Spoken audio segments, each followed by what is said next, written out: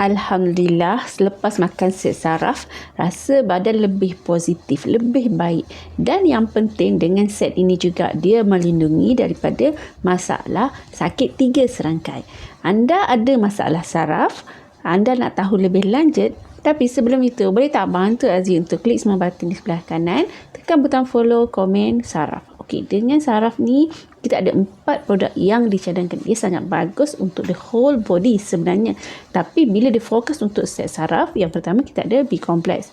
Di mana B-complex ini dia mengurangkan rasa sakit. Yang kedua, pil kalsium yang lengkap dengan magnesium supaya serapan kalsium itu dapat diserap sepenuhnya dengan kalsium, magnesium serta vitamin mineral lain. Yang ketiga, omega 3. Omega 3 dia menghancurkan plak lemak dalam saluran saraf. Yang keempat, resveratrol.